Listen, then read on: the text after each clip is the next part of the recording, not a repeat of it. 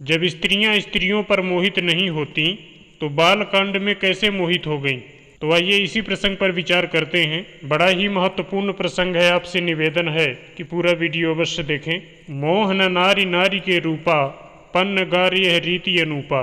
मित्रों, प्रश्न तर्क संगत है। मानस के उत्तरकांड की इस चौपाई के अनुसार स्त्रियां स्त्रियों को देखकर मोहित नहीं होती।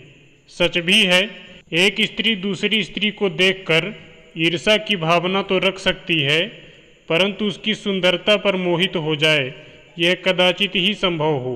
कोई भी स्त्री दूसरी सुंदर स्त्री पर मोहित नहीं हो सकती।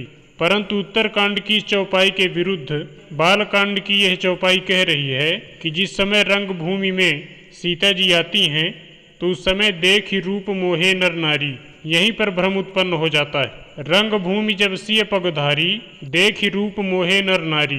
परंतु यह प्रसंग जिस समय का है उसे गंभीरता पूर्वक विचार करने पर यह भ्रम स्वतः दूर हो जाता है। जो लोग इस प्रसंग को ठीक से समझ नहीं पाते उन्हें ही इस प्रसंग में भ्रम होता है।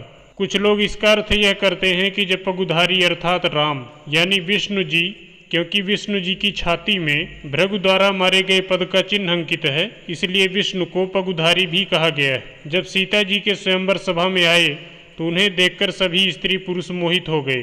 परंतु यह तर्क सही नहीं है, यह अर्थ का अनर्थ हो जाएगा, क्योंकि ऐसा नहीं है कि सीता जी स्वयंवर सभा में पहले से ही थीं और राम बाद में आए, बल्कि रामचंद्र जी तो पहले से ही उस सभा में विराजमान थे और सीता जी बाद में आईं। सब मंचन ते मंच एक सुंदर विशद विशाल, मुनि समेत दो बंधु तहाँ बैठारे महिपाल।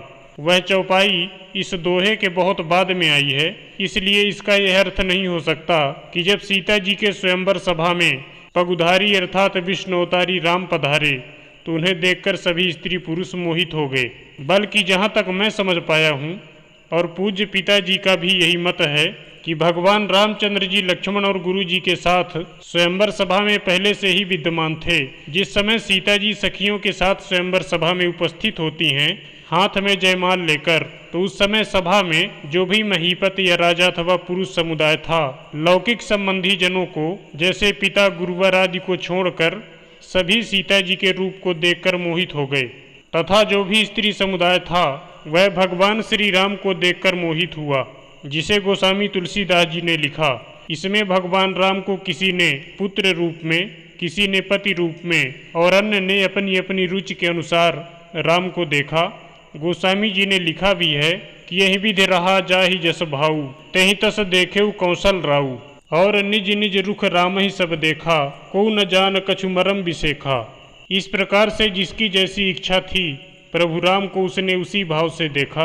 गोस्वामी जी ने आगे और भी लिखा है कि राम रूप रुषि छवि देखे, नर नारिन परिहरि निमेषे, नारी बिलोकहि हरसि हिय, निज निज रुचि अनुरूप, जन सोहत सिंगार धरि, मूर्ति परम अनूप। इस प्रकार से विद्वानों को प्रभु राम विराट में, जनक जी के कुटुंबियों को सगे संबंधियों के समान, जनक जी और उनकी पत्नी को पुत्रवत, योगियों को शांत शुद्ध सम तथा हरि भक्तों को इष्ट देव के समान भगवान श्री राम दिखाई दिए।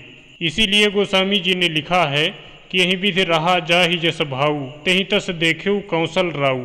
ठीक इसी प्रकार से रंगभूमि में सीता जी के साथ आने वाली तथा अन्य स्त्रियों ने राम को अपनी अपनी रुचि के अनुसार देखा और राम के प्रति मोहित हुई। और जो भी राजा स्वयंवर में सीता को पत्नी बनाने की इच्छा से आए थे वे तथा कुछ लोग राम और सीता की जोड़ी को देखकर कि बहुत अच्छी जोड़ी है मोहित हो गए, प्रसन्न हो गए।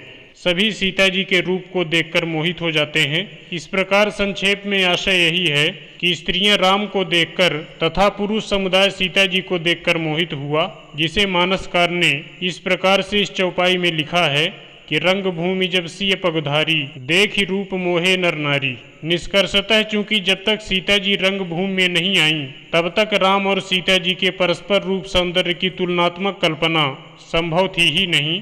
और जब छवि और श्रृंगार दोनों इकट्ठे हो गए तो लोगों की दृष्टि क्रमशः एक दूसरे को अर्थात राम और सीता की लौकिक जोड़ी को देखकर मोहित हो जाते हैं। यहाँ पर सीता और राम को परस्पर आकर्षण होता है तथा अन्य उपस्थित स्त्री समुदाय राम पर और पुरुष समुदाय सीता की सुंदरता पर मोहित हो जाता है। तो आशा करते हैं आपको यह जानकारी अच्छी लगी होगी। अच्छी लगी हो तो कृपया इस चैनल को सब्सक्राइब करें और नोटिफिकेशन बिल को प्रेस करें और कमेंट बॉक्स में जय सीताराम अवश्य लिखें।